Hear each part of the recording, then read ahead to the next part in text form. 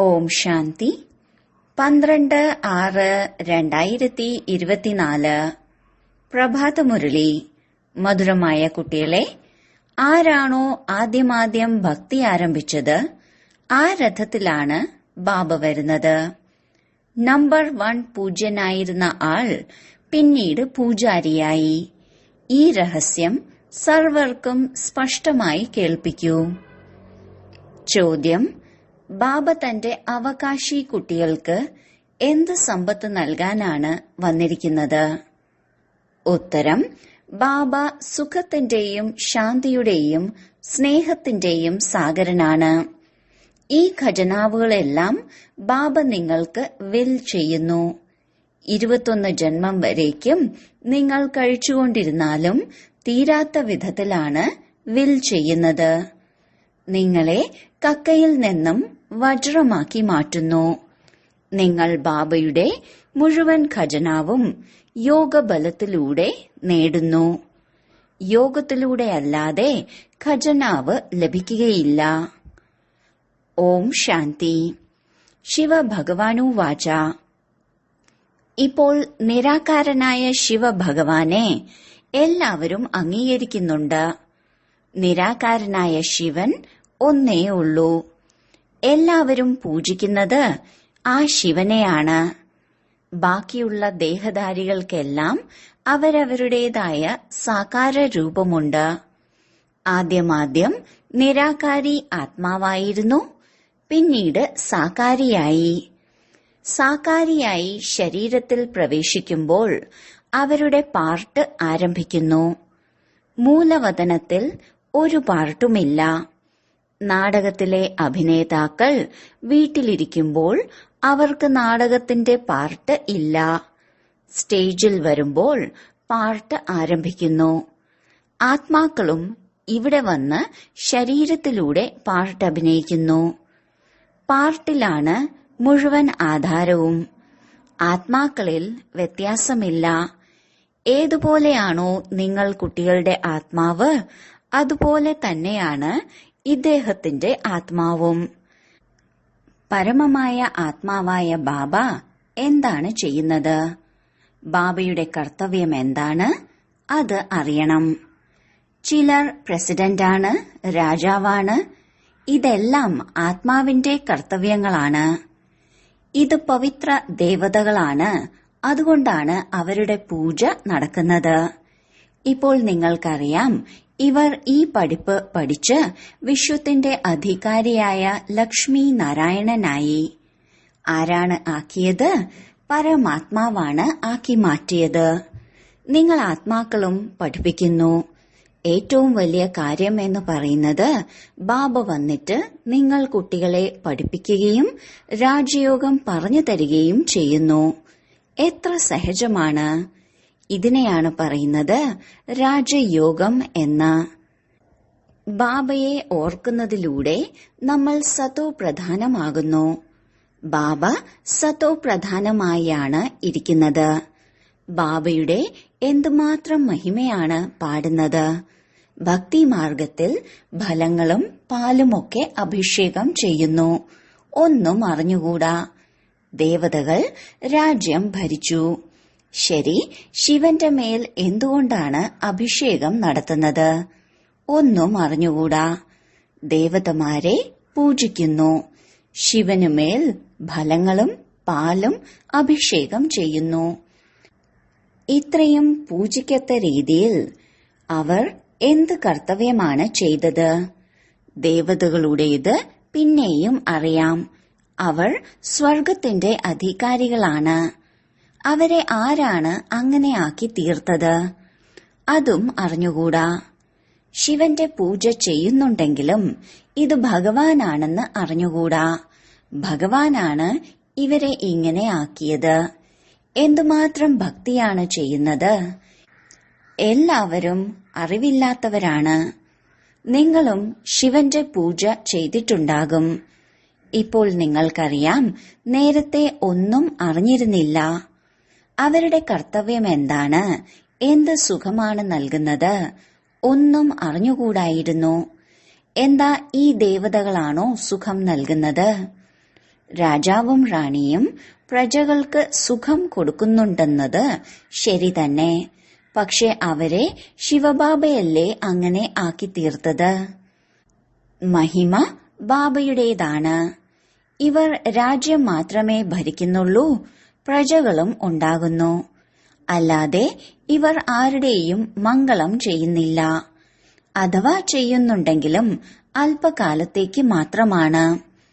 ഇപ്പോൾ നിങ്ങൾ കുട്ടികളെ ബാബ വന്നിട്ട് പഠിപ്പിക്കുകയാണ്.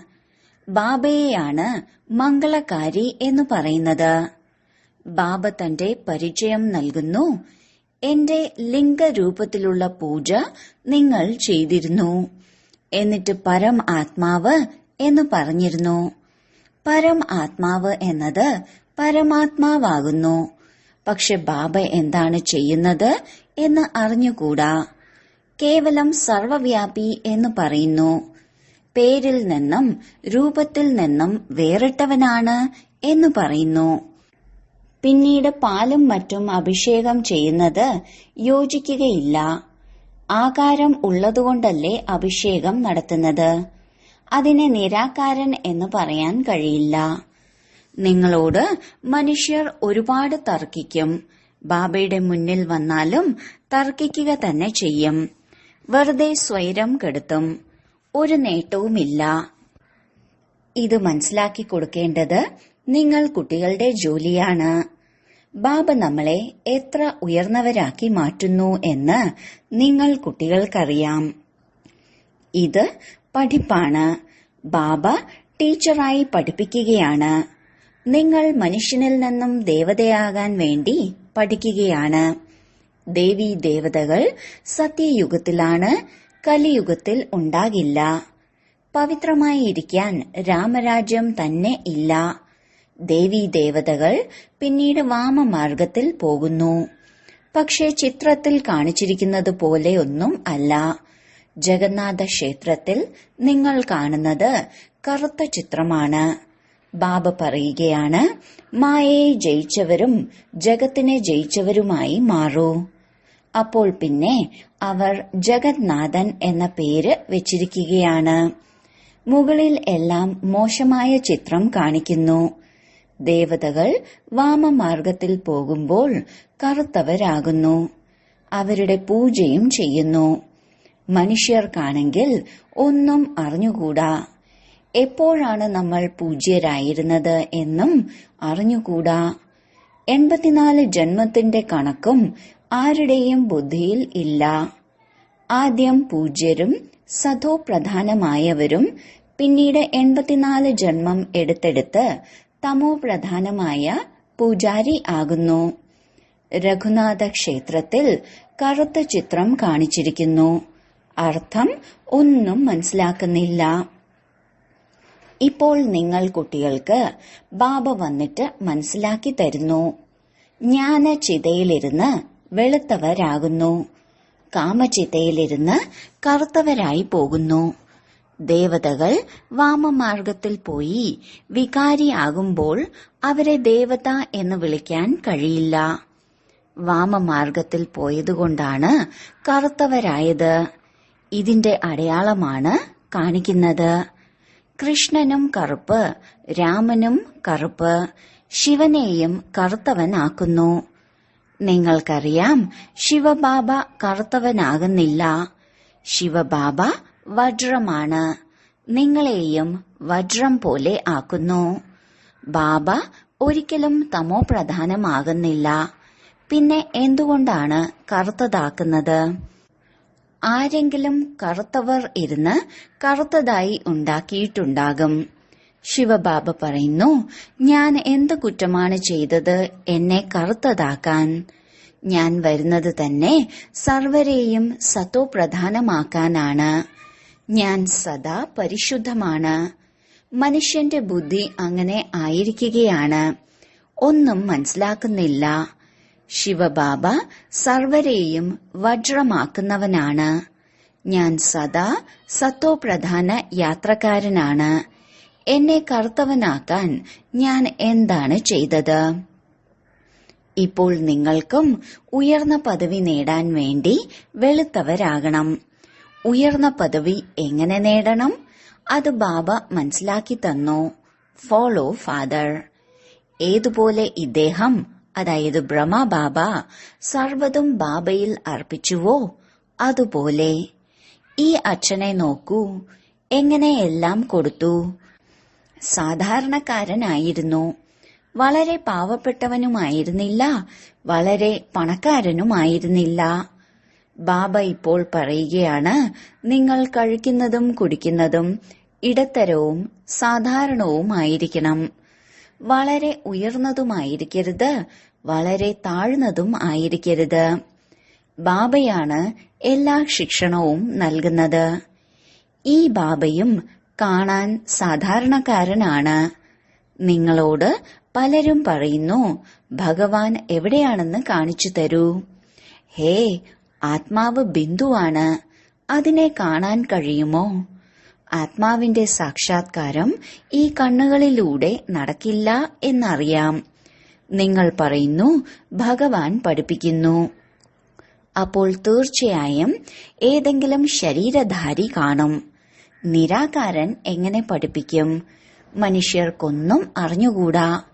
ഏതുപോലെയാണോ നിങ്ങൾ ആത്മാക്കൾ ശരീരത്തിലൂടെ പാർട്ട് അഭിനയിക്കുന്നത്, ആത്മാവ് തന്നെയാണ് പാർട്ട് അഭിനയിക്കുന്നത്.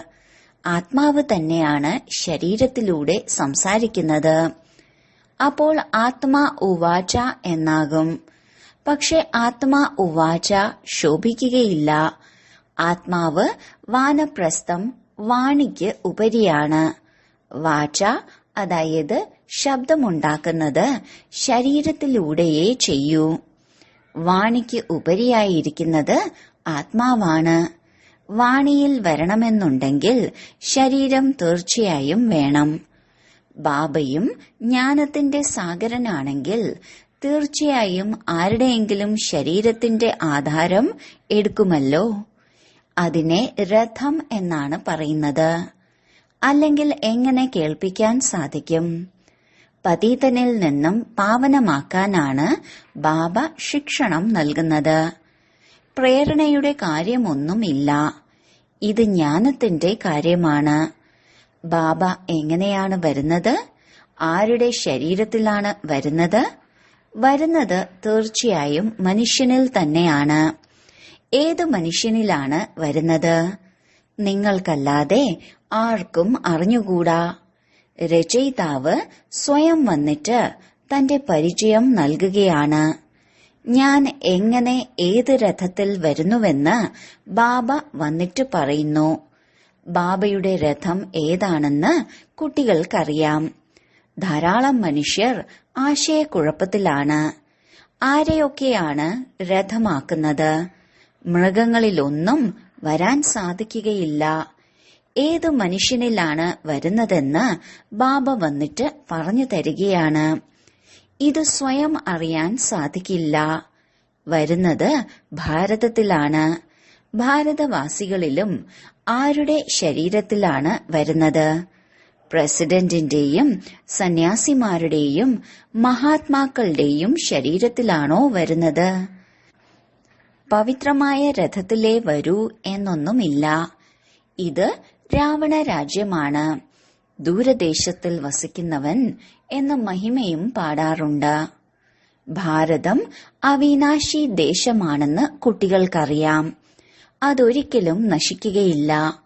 അവിനാശിയായ ബാബ അവിനാശിയായ ഭാരതദേശത്തിലാണ് വരുന്നത്. ഏത് ശരീരത്തിലാണ് വരുന്നത് എന്നത് സ്വയം വന്നിട്ട് പറയുകയാണ്. മറ്റാർക്കും ഇത് അറിയാൻ കഴിയില്ല. സന്യാസിമാരിലോ മഹാത്മാക്കളിലോ വരാൻ കഴിയുകയില്ല എന്ന് നിങ്ങൾക്കറിയാം. അവർ ഹഠയോഗികളാണ്, നിവൃത്തി മാർഗത്തിലുള്ളവരാണ്. ബാക്കിയുള്ളവരെല്ലാം ഭാരതവാസികളായ ഭക്തരാണ്. ഇനി ഭക്തരിലും ഏത് ഭക്തനിലാണ് വരേണ്ടത്? പഴയ ഭക്തനാണ് ആവശ്യം. ആരാണോ വളരെ ഭക്തി ചെയ്തത്? ഭക്തിയുടെ ഫലം നൽകാൻ ഭഗവാന് വരേണ്ടി വരുന്നു. ഭാരതത്തിൽ ഭക്തന്മാർ ധാരാളമുണ്ട്. പലരും പറയും, എങ്കിൽ ഇന്നയാൾ വലിയ ഭക്തനാണല്ലോ, അദ്ദേഹത്തിന്റെ ശരീരത്തിലല്ലേ വരേണ്ടത്? അങ്ങനെ നോക്കുകയാണെങ്കിൽ ഭക്തന്മാർ ഒരുപാടുണ്ട്. നാളെ തന്നെ ആർക്കെങ്കിലും വൈരാഗ്യം വന്നാൽ ഭക്തനായി തീരും. അവർ ഈ ജന്മത്തിലെ ഭക്തരാണ്. അവരിൽ വരാൻ കഴിയില്ല. ഞാൻ അദ്ദേഹത്തിലാണ് വരുന്നത്. ആരാണോ ആദ്യമാദ്യം ഭക്തി ആരംഭിച്ചത്? ദ്വാപരം മുതൽക്കാണ് ഭക്തി ആരംഭിച്ചത്. ആർക്കും ഈ കണക്ക് മനസ്സിലാകുകയില്ല. എത്ര ഗുപ്തമായ കാര്യമാണ്. ഞാൻ വരുന്നത് ആ ആളിലാണ്, ആരാണോ ആദ്യമായി ഭക്തി ആരംഭിക്കുന്നത്. നമ്പർ 1 പൂജ്യനായിരുന്ന ആളാണ് പിന്നീട് നമ്പർ 1 പൂജാരി ആകുന്നതും. സ്വയം പറയുകയാണ്, ഈ രഥമാണ് ആദ്യത്തെ നമ്പറിൽ പോകുന്നത്. പിന്നീട് 84 ജന്മം എടുക്കുന്നതും ഇദ്ദേഹം തന്നെയാണ്. ഞാൻ ഇദ്ദേഹത്തിന്റെ വളരെ ജന്മത്തിന്റെ അന്ത്യത്തിന്റെയും അന്ത്യത്തിൽ പ്രവേശിക്കുന്നു. ഇദ്ദേഹത്തിന് തന്നെയാണ് പിന്നെ നമ്പർ 1 രാജാവ് ആകേണ്ടത്. ഇദ്ദേഹം തന്നെയാണ് വളരെ ഭക്തി ചെയ്തിരുന്നത്. ഭക്തിയുടെ ഫലം ലഭിക്കേണ്ടതും ഇദ്ദേഹത്തിന് തന്നെയാണ്. ഇദ്ദേഹം എങ്ങനെയാണ് ബാബയിൽ അർപ്പണമായത് എന്ന് ബാബ കുട്ടികൾക്ക് കാണിച്ചു തരികയാണ്. സർവ്വതും കൊടുത്തു. ഇത്രയും കുട്ടികളെ പഠിപ്പിക്കാൻ ധനവും വേണം. ഈശ്വരൻ യജ്ഞം രചിച്ചിരിക്കുകയാണ്. ഈശ്വരൻ ഇദ്ദേഹത്തിൽ വന്നിട്ട് രുദ്രജ്ഞാന യജ്ഞം രചിക്കുന്നു. ഇതിനെ പഠിപ്പ് എന്നും പറയുന്നു. ജ്ഞാനസാഗരനായ രുദ്രൻ ശിവബാബ ജ്ഞാനം നൽകാൻ വേണ്ടി യജ്ഞം രചിച്ചിരിക്കുകയാണ്. അക്ഷരം പൂർണമായും ശരിയാണ്. രാജസ്വ സ്വരാജ്യം നേടാൻ വേണ്ടിയുള്ള യജ്ഞം. എന്തുകൊണ്ടാണ് ഇതിനെ യജ്ഞം എന്ന് പറയുന്നത്? അവരാണെങ്കിൽ യജ്ഞത്തിൽ ആഹൂതിയൊക്കെ നിറയെ ഇടുന്നുണ്ട്. നിങ്ങൾ പഠിക്കുകയാണ് ചെയ്യുന്നത്. എന്ത് ആഹൂതിയാണ് ചെയ്യുന്നത്? നിങ്ങൾക്കറിയാം, നമ്മൾ പഠിച്ചിട്ട് സമർത്ഥരാകും. പിന്നീട് മുഴുവൻ ലോകവും ഇതിൽ സ്വാഹ ആകും. യജ്ഞത്തിൽ അവസാന സമയത്ത് എന്തെല്ലാം സാധനങ്ങളുണ്ടോ എല്ലാം ഇടുന്നു. ഇപ്പോൾ നിങ്ങൾ കുട്ടികൾക്കറിയാം, നമ്മളെ ബാബ പഠിപ്പിക്കുകയാണ്. ബാബ വളരെ സാധാരണമാണ്. മനുഷ്യന് എന്തറിയാം? വലിയ വലിയ ആളുകൾക്ക് വളരെ വലിയ മഹിമ ഉണ്ടായിരിക്കും. ബാബ സാധാരണവും സിമ്പിളുമാണ്. മനുഷ്യർക്ക് എങ്ങനെ അറിയാൻ സാധിക്കും? ഈ ദാദ ആണെങ്കിൽ രത്നവ്യാപാരി ആയിരുന്നു. ശക്തി ഒന്നും കാണാൻ കഴിയില്ലായിരുന്നു. ഇദ്ദേഹത്തിൽ എന്തോ ശക്തിയുണ്ട് എന്ന് പറയുമായിരുന്നു. അത്രയേ ഉള്ളൂ. ഇദ്ദേഹത്തിൽ സർവശക്തിവാൻ ബാബയുണ്ട് എന്ന് അറിഞ്ഞിരുന്നില്ല. ഇദ്ദേഹത്തിൽ ശക്തിയുണ്ട്. ആ ശക്തി എവിടെ നിന്നുമാണ് വന്നത്? ബാബ പ്രവേശിച്ചതിന് ശേഷമല്ലേ ശക്തി വന്നത്? ബാബ ഖജനാവ് വെറുതെ തരികയാണോ? നിങ്ങൾ യോഗബലത്തിലൂടെ നേടുകയാണ്. ബാബ സർവശക്തിവാനാണ്. ബാബയുടെ ശക്തി എവിടെയും പോകുന്നില്ല. എന്തുകൊണ്ടാണ് പരമാത്മാവിനെ സർവശക്തിവാൻ എന്ന് പറയുന്നത്? ഇത് ആർക്കും അറിഞ്ഞുകൂടാ. ബാബ വന്നിട്ട് എല്ലാ കാര്യങ്ങളും മനസ്സിലാക്കി തരികയാണ്. ബാബ പറയുകയാണ്, ആരിലാണോ പ്രവേശിക്കുന്നത് അതിൽ പൂർണമായും തുരുമ്പ് പിടിച്ചിരിക്കുകയായിരുന്നു. പഴയ ലോകം, പഴയ ശരീരം, ഇദ്ദേഹത്തിന്റെ ഒരുപാട് ജന്മങ്ങളുടെ അന്ത്യത്തിലാണ് ഞാൻ വരുന്നത്. നിറഞ്ഞിരിക്കുന്ന അഴുക്കിനെ ആർക്കും ഇല്ലാതാക്കാൻ കഴിയില്ല. അഴുക്ക് ഇല്ലാതാക്കുന്നത് ഒരേ ഒരു സദ്ഗുരുവാണ്. ബാബ സദാ ശുദ്ധമാണ്. അത് നിങ്ങൾക്കറിയാം. ഇതെല്ലാം ബുദ്ധിയിൽ ഇരുത്താൻ സമയം ആവശ്യമുണ്ട്. നിങ്ങൾ കുട്ടികൾക്ക് ബാബ സർവ്വതും വിൽ ചെയ്യുന്നു. ജ്ഞാനസാഗരനും ശാന്തിസാഗരനുമായ ബാബ മുഴുവൻ കുട്ടികൾക്കും വിൽ ചെയ്യുന്നു. വരുന്നത് തന്നെ പഴയ ലോകത്താണ്. പ്രവേശിക്കുന്നതും അദ്ദേഹത്തിലാണ്. ആരാണോ വജ്രം പോലെ ആയിരുന്നത് പിന്നീട് കക്ക പോലെയായി. അവർ ഇപ്പോൾ കോടിപതികളാണെങ്കിലും അല്പകാലത്തേക്ക് മാത്രമാണ്. എല്ലാവരുടെയും നശിക്കും. യോഗ്യത ഉള്ളവരായി മാറുന്നത് നിങ്ങളാണ്. ഇപ്പോൾ നിങ്ങളും വിദ്യാർത്ഥികളാണ്. ഇദ്ദേഹവും വിദ്യാർത്ഥിയാണ്. ഇദ്ദേഹവും വളരെ ജന്മത്തിന്റെ അന്ത്യത്തിലാണ്. അഴുക്ക് നിറഞ്ഞിരിക്കുകയാണ്. വളരെ നന്നായി പഠിച്ചയാളിൽ പോലും അഴുക്ക് നിറഞ്ഞിരിക്കുകയാണ്. അദ്ദേഹം തന്നെയാണ് ഏറ്റവും പതീതമാകുന്നതും. അദ്ദേഹത്തിന് തന്നെയാണ് പിന്നീട് പാവനമാകേണ്ടതും. ഈ ഡ്രാമ ഉണ്ടാക്കപ്പെട്ടതാണ്. ബാബ യഥാർത്ഥമായ കാര്യം പറഞ്ഞു തരികയാണ്. ബാബ സത്യമാണ്. ബാബ ഒരിക്കലും തലകീഴായി കേൾപ്പിക്കുകയില്ല. ഈ കാര്യങ്ങൾ മനുഷ്യർക്ക് മനസ്സിലാക്കാൻ സാധിക്കുകയില്ല. നിങ്ങൾ കുട്ടികളെ കൂടാതെ മനുഷ്യർ എങ്ങനെ അറിയാനാണ്? ശരി, വളരെ കാലത്തെ വേർപാടിനു ശേഷം തിരിച്ചു കിട്ടിയ മധുരമധുരമായ കുട്ടികളെ പ്രതി മാതാവും പിതാവുമായ ബാബ്ദാദയുടെ സ്നേഹസ്മരണയും പുലർക്കാല വന്ദനവും. ആത്മീയ പിതാവിന്റെ ആത്മീയ കുട്ടികൾക്ക് നമസ്കാരം. ധാരണയ്ക്കുള്ള മുഖ്യസാരം: 1.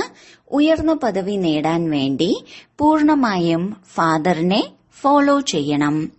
സർവ്വതും ബാബയിൽ അർപ്പിച്ച് ട്രസ്റ്റിയായി സംരക്ഷിക്കണം. പൂർണമായും ബലിയാകണം. കഴിക്കുന്നതും കുടിക്കുന്നതും താമസം, ജീവിത രീതി തുടങ്ങിയവ ഇടത്തരവും സാധാരണവുമായിരിക്കണം. വളരെ ഉയർന്നതുമായിരിക്കരുത്, വളരെ താഴ്ന്നതും ആയിരിക്കരുത്. 2. ബാബ ഇഷ്ടദാനം ചെയ്തിട്ടുള്ള സുഖത്തിന്റെയും ശാന്തിയുടെയും ജ്ഞാനത്തിന്റെയും ഖജനാവ് മറ്റുള്ളവർക്കും നൽകണം. മംഗളകാരി ആകണം. വരദാനം: പവിത്രതയുടെ ഗൂഹ്യതയെ മനസ്സിലാക്കി സുഖശാന്തി സമ്പന്നമാകുന്ന മഹാൻ ആത്മാവായി ഭവിക്കട്ടെ. പവിത്രതയുടെ ശക്തിയുടെ മഹാനതയെ മനസ്സിലാക്കി ഇപ്പോഴേ പവിത്രമായ പൂജ്യ ദേവാത്മാക്കളാകൂ. അല്ലാതെ അവസാനമാകാം എന്നല്ല. വളരെയധികം സമയമായി ശേഖരിക്കപ്പെട്ട ശക്തിയാണ് അവസാനം ഉപയോഗത്തിൽ വരുന്നത്. പവിത്രമാകുന്നത് ഒരു സാധാരണ കാര്യമല്ല. ബ്രഹ്മചാരികളുണ്ട്, പവിത്രമായി ജീവിക്കുന്നവരുമുണ്ട്. എന്നാൽ പവിത്രത ജനനിയാണ്. സങ്കല്പത്തിലൂടെയാണെങ്കിലും വൃത്തിയിലൂടെ, വായുമണ്ഡലത്തിലൂടെ, വാണിയിലൂടെ, സമ്പർക്കത്തിലൂടെ സുഖശാന്തിയുടെ ജനനിയായി തീരണം. ഇവരെയാണ് മഹാൻ ആത്മാക്കൾ എന്ന് പറയുന്നത്. സ്ലോഗൻ: ഉയർന്ന സ്ഥിതിയിൽ സ്ഥിതി ചെയ്ത് സർവാത്മാക്കൾക്കും ദയയുടെ ദൃഷ്ടി നൽകൂ. വൈബ്രേഷൻ വ്യാപിപ്പിക്കൂ.